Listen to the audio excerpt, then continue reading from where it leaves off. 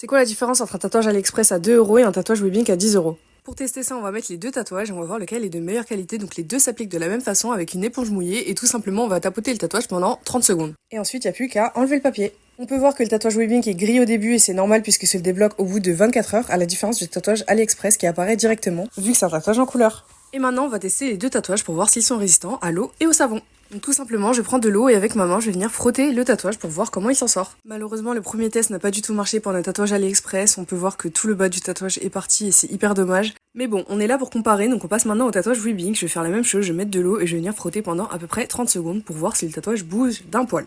On peut voir que le tatouage n'a absolument pas bougé, ce qui est normal vu que nos tatouages sont waterproof. Mais bon, on va voir comment il résiste face au savon. Je prends mon éponge, je viens y mettre beaucoup de savon et on va venir frotter ce tatouage pour voir s'il résiste. Franchement, je m'attends pas à grand chose parce qu'il est déjà parti avec de l'eau. Et en fait, j'avais totalement raison puisqu'on peut voir au fur et à mesure de la vidéo que le tatouage disparaît totalement. Au bout de même pas 30 secondes, il a totalement disparu et il me reste juste des petites parties sur le corps, ce qui est assez dommage. Donc ça veut juste dire que ce tatouage c'est vraiment pour un jour ou même pas en fait.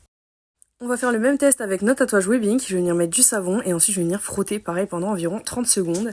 Et une fois que ça c'est fait, je vais venir rincer à l'eau et on va voir que le tatouage n'a absolument pas bougé, il est toujours là. Donc pour l'eau c'est normal, maintenant pour le savon, il faut savoir que notre tatouage dure entre 1 et 2 semaines. Et si vous le frottez directement, il va pas partir en fait. Donc c'est ça vraiment l'avantage. Je trouve aussi que le tatouage il fait beaucoup plus réaliste, on dirait vraiment un vrai. Donc n'hésite pas à me dire ce que toi t'en penses dans les commentaires.